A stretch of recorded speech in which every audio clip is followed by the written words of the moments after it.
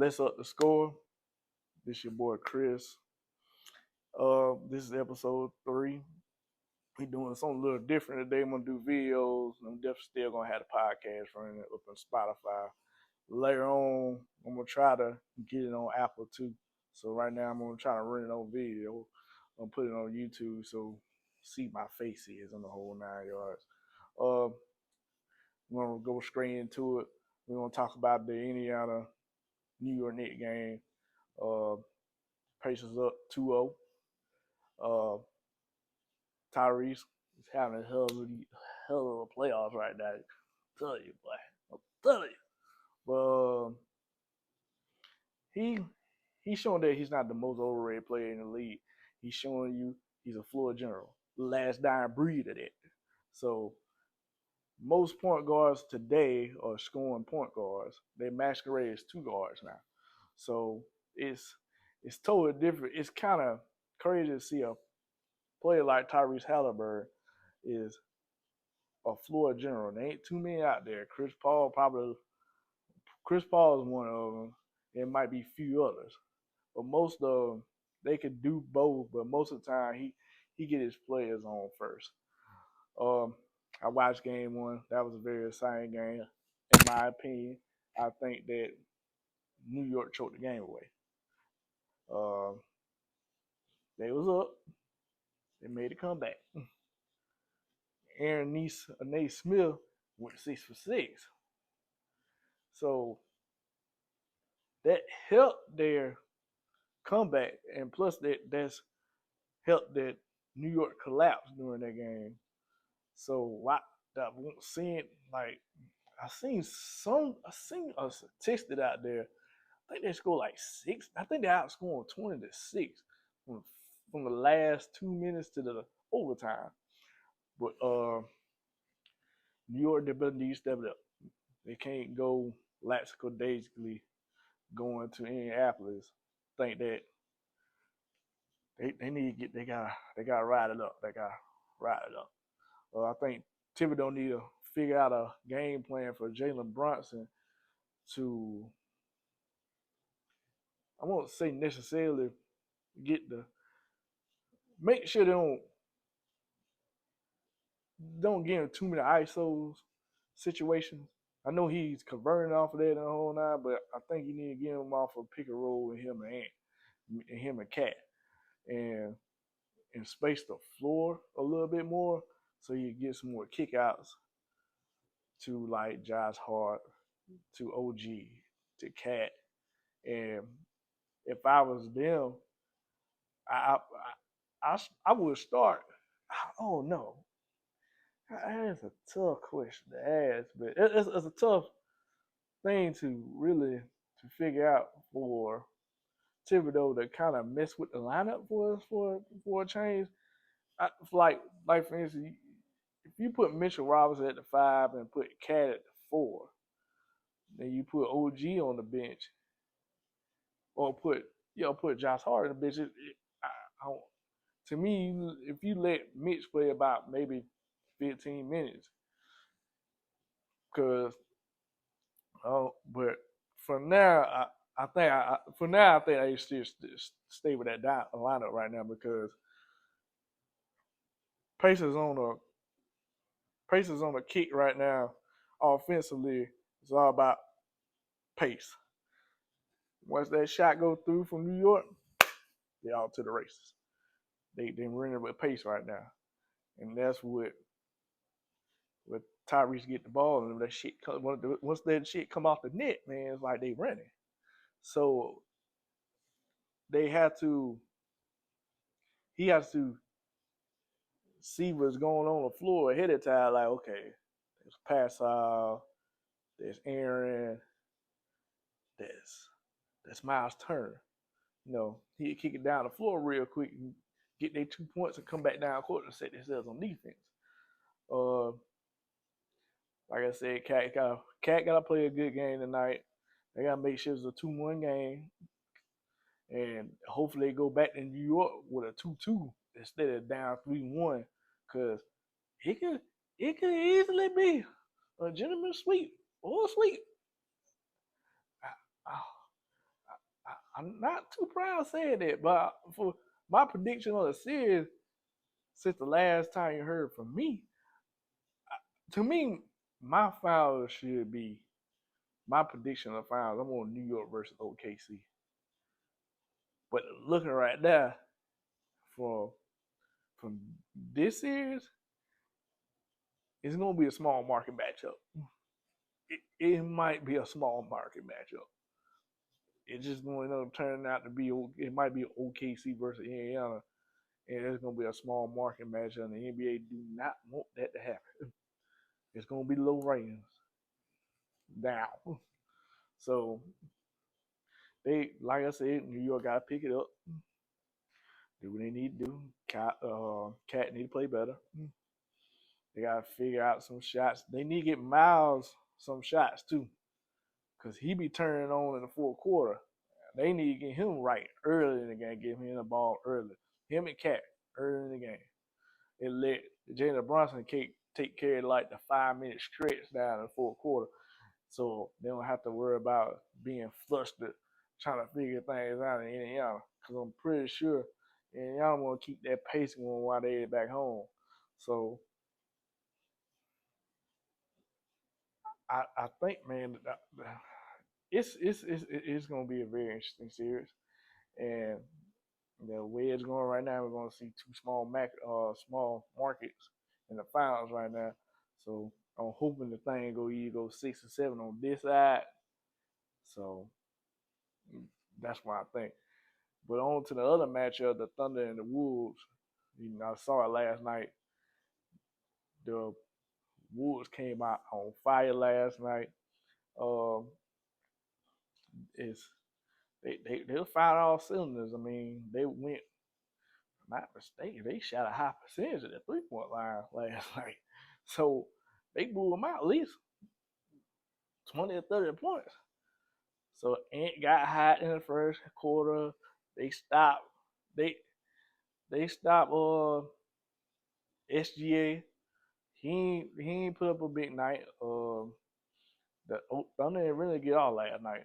So that was, I could tell I could tell that the series is gonna, and the next game is gonna pretty much gonna play on their side of the special, because I felt like Minnesota felt like they ain't getting no calls at OKC. Now they're gonna get their calls at home. So I'm pretty sure it's gonna be. I'm pretty sure they won a 7-game series out of this one too. But I have a feeling at least might go to 6. But we'll see. But I'm glad that Ant went off and Naz Reid went off and DiVincenzo went off, and they played defense, shot the ball well.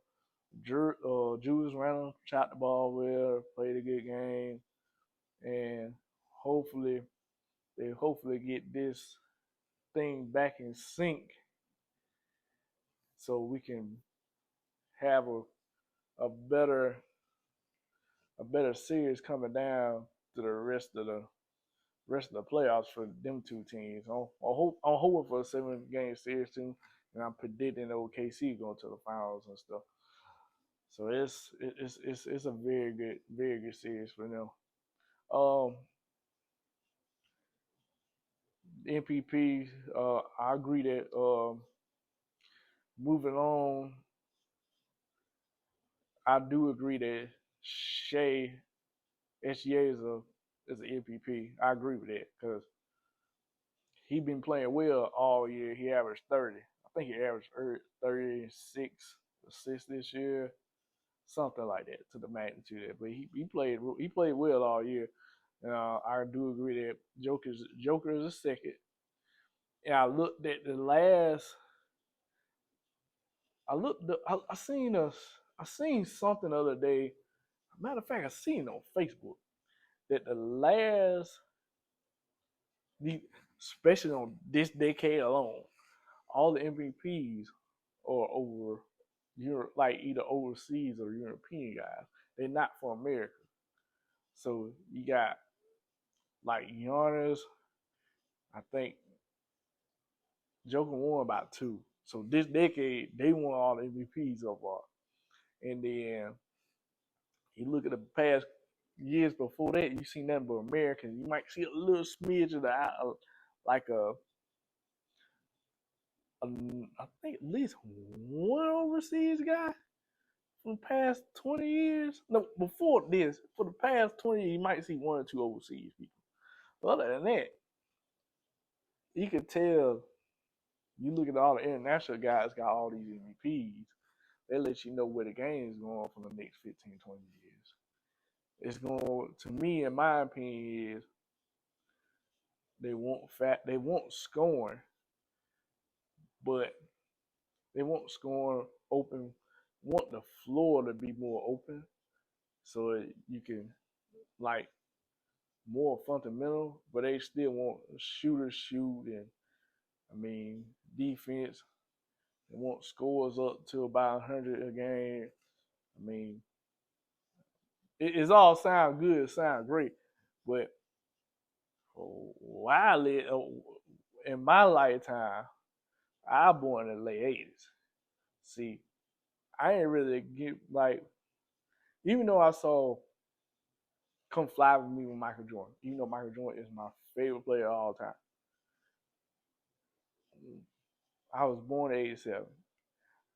I don't think I really started watching basketball with memory till I was 5. To 5 to now is a whole such a the game is way different,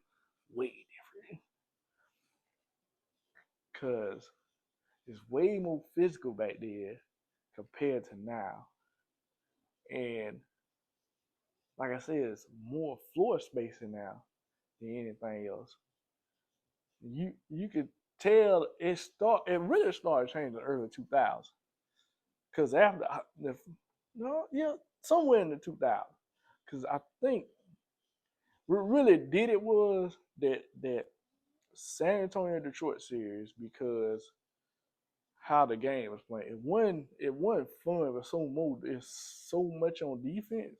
So that adds certain stuff out like the 3 seconds in the key and things like that to open up the floor so they get more legal defense. So they were trying to basically took a legal defense out the game. So for me, they started playing the later they got like I'm gonna say mid 2000 on, you start seeing a little bit more zone in the pros. So like I said, they gonna try to it's based on floor space. And to my opinion is to me the reason being I like it and I don't like it, but it, not to take away from SGH MPPs.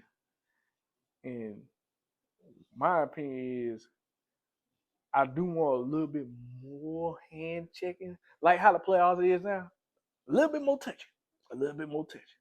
That's all I ask for. A little bit more touching, like just little bumps, but make it a little bit more physical. Because right now I can kind of tell the game now, in my opinion, is starting to swing back a little bit, but it ain't swinging back too much. It's almost like they're trying to.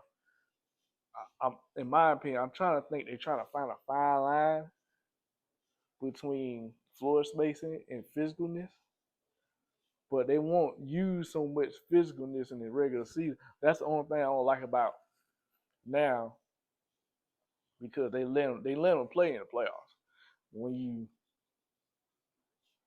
in the regular season, it's not so much on physicality.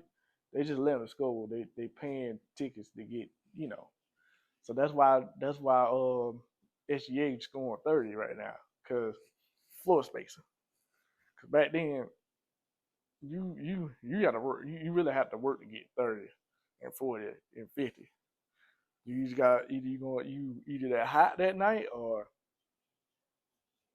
the white plays is called for you. Now it's all about shoot.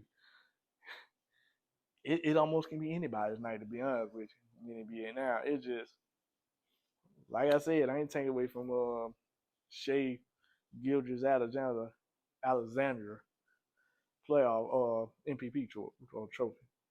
So like I said, When you look at, I'm telling you, go to Love of Basketball on Facebook. It'll tell you how many MVPs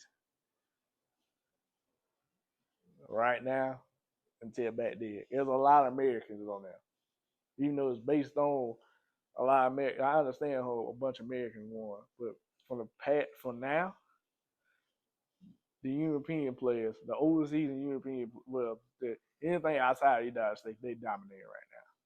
So that's where you could tell the game changed. Um, Let me talk about a little bit about college football a little bit. I heard they're gonna do straight about a college football playoff. I heard they're doing straight seeding now, which is good. Cause in my opinion, when they did it, I was like, okay, it makes sense. Uh, my personal opinion about it is, I think they should go straight seeding for the playoffs, and not so much on not I not straight on buys and automatic bids. I think what they should do is I think they should go right on the. I'm trying to think what they should do. They, I think they're going 16. Next year they're going. I'm pretty sure they're going 16. It's gonna be 8-8. They're gonna be some automatic bid somewhere, and they're gonna have a bunch of at large in one G5 school. So maybe two, depending how good they was that year. But well, 12 playoffs right now, like I said, straight seed. I don't think there's gonna be no automatic bids. I don't think. Uh, I think it's gonna be straight off the 12 best teams that get in the playoffs, and to me, the first 4 teams should get a bye. Whoever the top 4 teams are, they get a bye. That just plain and simple for me. I just want to leave it plain and simple, and don't make it so much for like a fan like me and anybody else in college football. Make it so confusing because it's going to be crazy. Especially they move on to 16, they add 4 more teams into the 16 playoff. I think they're going 16. It sounds better. You get 8 teams, probably 8 automatics, 6 largest. So that's what I think. The top 16 teams, whoever conference champ is, or I'm pretty sure SEC gonna get 4 teams, or Big Ten might get 4 teams. However that works, you might get 6 or 7 teams out SEC. You might get same amount, maybe 3 teams that year. Depends how strong the conference is and how strong the schedule is. That's my opinion about the playoff season on that. It is, to me, this year is going to be even. I think this season gonna be good. I just what's gonna make this season good and last year was good. There wasn't no really dominant team in college football last year. I don't think it's gonna be a real dominant team this year. To me, I might be wrong about this, but the top 5 teams, in my opinion, is not in order: is Texas, Ohio State, Penn State, Clemson, and Oregon. Then the 5, in my opinion. And I think, especially in this football fantasy league I play in, them top 5 teams, I think it's gonna be good. So, and that's the top 5. I think that's none of them is not super dominant. The most complete team I can say is probably Clemson, because Clemson got their quarterback. He returns. They got the 3. I think they got 2, 3 receivers are very, very good. The defense always stacked, and I'm pretty sure the ACC, they're gonna run a table on that. So I'm pretty sure they're gonna get to the conference title over that.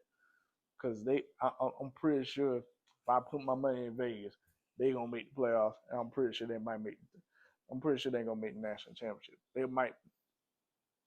That's the team I think it's gonna give the put their money to Vegas or Atlantic City, places like that, even in North Carolina, somewhere with a gambling casino at. I put my money on the Clemson this year. Much as I hate that, much as I hate saying that, I'm a Florida State fan. So, but that's my opinion on that.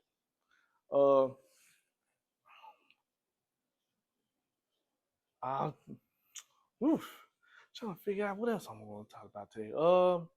It comes to my mind. I ain't got to jot down there because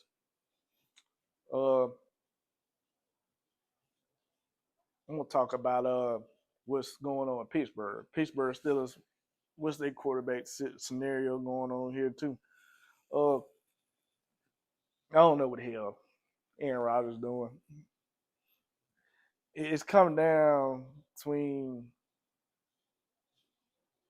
Yeah, Aaron Rodgers said he retired pretty much. I'm pretty much they're gonna turn around and give Atlanta Falcons a phone call, quick, fast, in a hurry.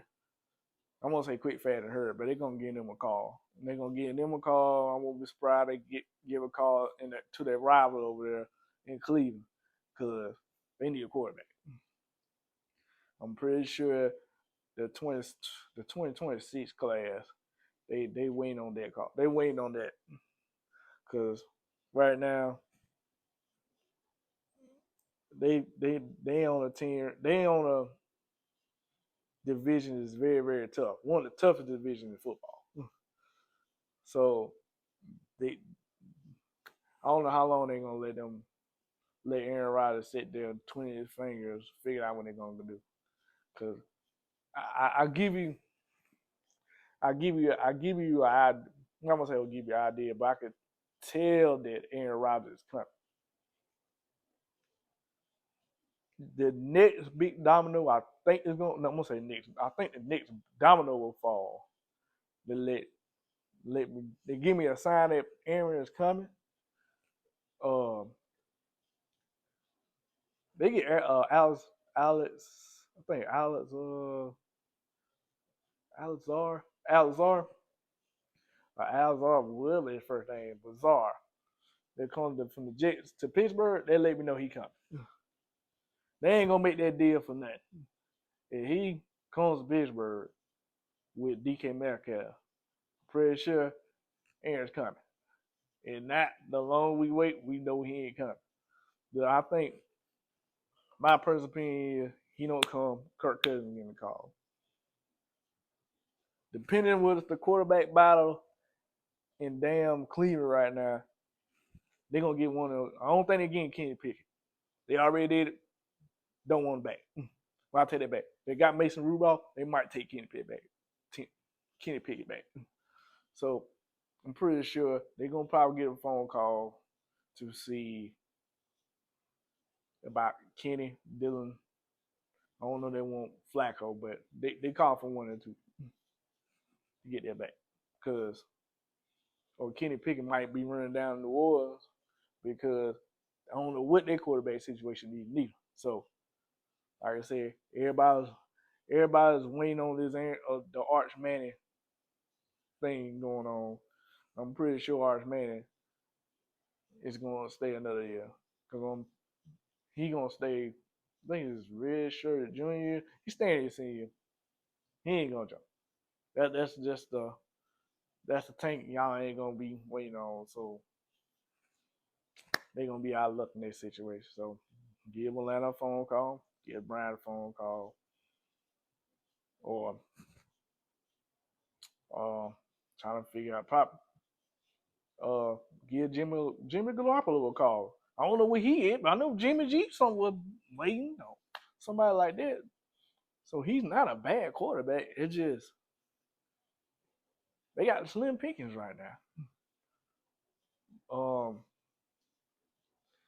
shoot, that's why I think about this situation in general. To me, um, I another thing caught my eye this week. Is this? I don't know what the other thing I'm trying to. Well, thing that caught my eye is I'm trying to figure out the NBA draft, for instance. That's I love basketball. I'm a basketball junkie. The draft is another big draft I like to watch. Besides the NFL draft, uh, it's interesting to me. Uh, between San Antonio and Philadelphia, because after Cooper gone to Dallas, it just signed, sealed, delivered, throw in the trash can, you know, hit flag in the trash can. That's already writing up already. So I think San Antonio and that Philadelphia, I think they second and third pick. I think I'm pretty quite entertained what they're gonna do, and maybe that Charlotte pick. Now, those three teams I'm kind of entertained because that's what to me that's where the draft starts, right there with San Antonio, because San Antonio can trade for Kevin Durant or Giannis or keep that pick and get Dylan Harper because they the ones got the keys to the Jeep right now. They dangling the keys right now because they like, look, you give us a call, we might work some things out for you. I got a couple picks, hide stashed away in a safe somewhere. So they got stash picks. Same thing OKC. They got stash picks. The thing is though, they got to come up with the right pick. The right player, the player they want to get back, all sorts of stuff. Cause like they get KD, I think Stephen Castle is probably the untouchable guy at the list on the team because they want, to me in my opinion, they want Castle and Wemby to stay together. They're gonna run with them. I think Vassal's up, Kevin Johnson is up, uh, Sohan is up. There's a couple other players they want. I think they still got Harrison Barnes. They got some pretty good key players they can ship off and take some picks to go back that way. They go back to like the Suns. Suns ain't got no picks. They trade KD. He goes to San Antonio. Things work out for them. They only open up. They trade for Giannis. They want Giannis. Maybe a shooter with Giannis. They gonna get Bucks get a couple of young players back because Castle is untouchable. There's no way they touch a Castle. I'll be shocked they trade Stephen Castle. I will be shocked that they trade him away. Philadelphia situation, if I was them, what they should do is, well, they got a third pick. So if they keep the pick, I think it's between Ace Bailey and VJ. I think VJ is probably a better pick because defensively, he's 6'5", 180, got long arms, explosive. They already got Jeremy McCain. They got Tyrese Maxey. He's a guard. Got Paul George. He a guard forward. We got a couple other players. But the reason being, I take him over Ace. I think Ace being, I'm gonna say about 6'9", 6'10", 205, Linky, kind of got built. He kind of got like the Tracy McGrady build to him, because that's his. To me, Ace ceiling is Tracy. The the floor, like the Miller floor, is like pretty much either Brandon Miller, Paul. Well, I can say he could be Paul George in the middle. In the floor could be whatever how Brandon Miller's career is gonna turn out. Which he's still nice. I think my opinion is he could be in between reasonably between Paul George and Tracy McGrady. Now, that's up to him how far he want to determine how his talent go.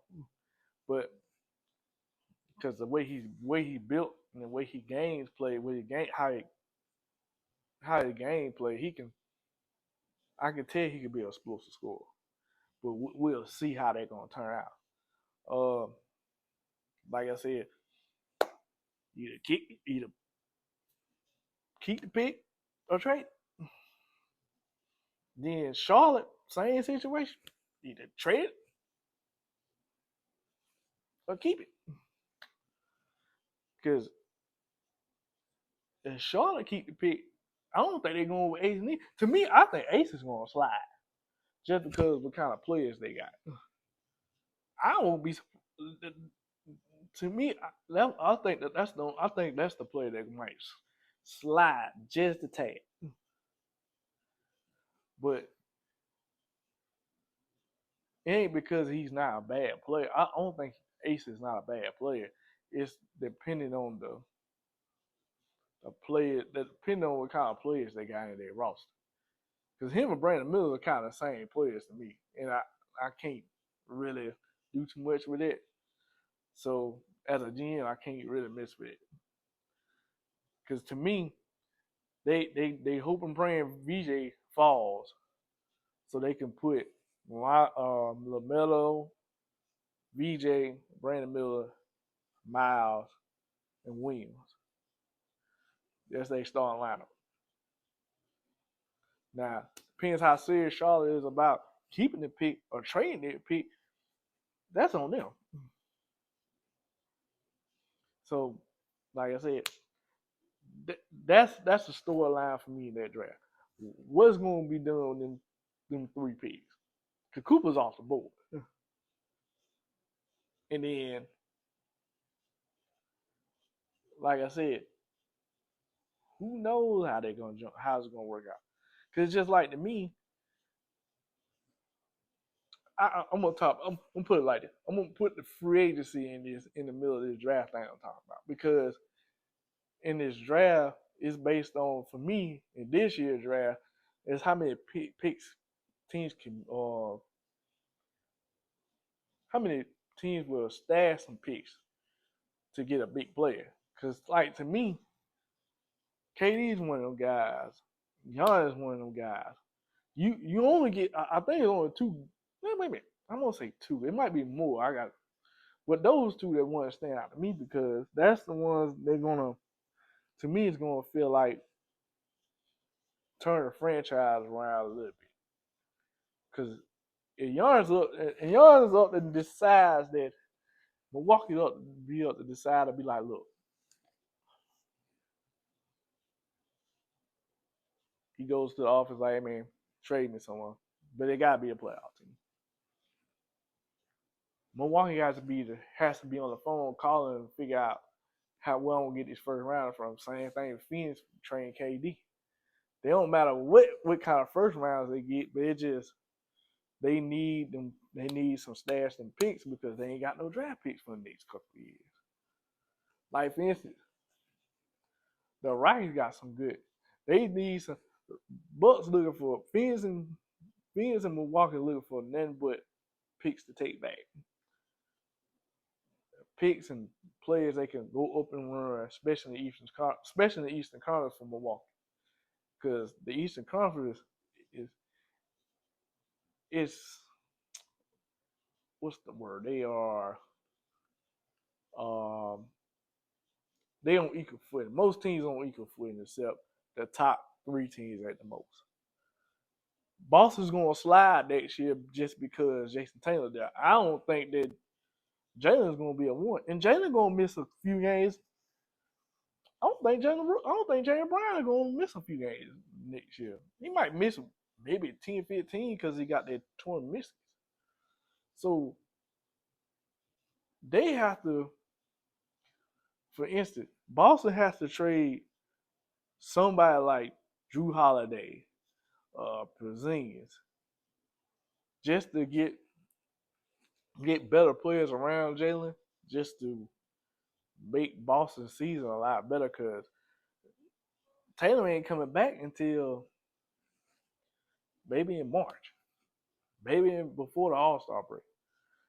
We don't know, but I don't think it's going to be a true test for Jaylen Brown because most 29 teams in the league going to look at Jaylen Brown like, okay, all eyes is on you now, big boy. Now they got to figure out like, is you a one or a two on a franchise team? Because if you put up, it ain't necessarily got to do with numbers. Well, I'll take that back. It does necessarily do with numbers. It necessarily do with numbers and winning at the same time. They want to see how much value are you going to the next team. Like for instance, Taylor come back in the middle of the year and it almost close training deadline, and they just say Jaylen Brown and them, and be like, okay, well, we 3 games above 500. We probably maybe 6 seed in the Eastern Conference. San Antonio gives you a phone call and be like, look, let's just say, for instance, they took Dylan Harper over there. They kept them half of the season. They give you a phone call like, hey, man, we're going to give you Dylan Harper, set for Jaylen Brown. They're like, okay, we'll do the deal. But because they're going to look at it like, well, most teams going to look at it like, well, he's a pretty decent one, but he probably be better as a 2 or a 3 option, something like that, to another championship team or a playoff team. So, like I said, it's going to be picks. It's going to be some trades that's going out. It's going to be like, they got what for what. It's just like, that's like Phoenix going to call KD for Houston and be like, look, one of the Thompson twins is off the market. They ain't going. Houston's not. Houston look at it like, hey man, we got a superstar right here. We like Jalen Green, but we keeping him. So they gonna be looking like, okay, man, damn, what should we do? So Phoenix gonna be like, look, here's a phone call. You give me Sengun Green for KD, or Sengun probably most likely. I think Sengun. Oh, it depends how they feel about Sengun. But Jalen Green gone. I think Jalen Green is gone. Ken Whitmore is gone. I think Reed Shepard is gone too. Depends on how Phoenix see the deal fit for them to get away KD. Because KD go to Houston, there will be to me, they probably a much better team, but depends what kind of pieces they want. It depends how many pieces they get back. So, depends how you look at it. One more topic. I'm going to go to my favorite team in the LSL, 49ers paying Brock Purdy. I think it's like 50 million, $53 million a year. How I feel about it, I figure he gonna get paid. I think to me, well, I'm like, how much he gonna really get paid personally? That's how I look at it. He's been a pretty decent quarterback in my mind. If uh we went to the Super Bowl with him, so I was thinking to myself like, how much 49ers really gonna pay Brock Purdy for that money? So I'm thinking to myself, how this gonna work? And they say 53 million. I'm like, what are you like? You getting paid top 10 or top 5? But the 49ers said, look, we're gonna give you the money. And so what the 49ers are hoping is they're banking on, so they signed Warner back. So they're banking on the key guys like Warner, Killers, McCaffrey, and Brock Purdy to hold the fort there. And then on the defensive side of the ball, I think they got a good defense. I think they kind of young, but they ain't since now we got Solomon's back on the defensive end. I think we should be fine on the defensive end. But the problem we're gonna have now is like we lost Debo. So I want to see the guy from Florida. Hope he develops good enough. Could be a number 2 next to IU. So hopefully Jennings a good third receiver. So hopefully, well, he gonna be a 2 now instead of a 3. And the floor gonna be a slot. So hopefully it pans out the right way. And I, only issue I'm having right now is what I'm fan is. Trent Williams ain't don't have long left to really be a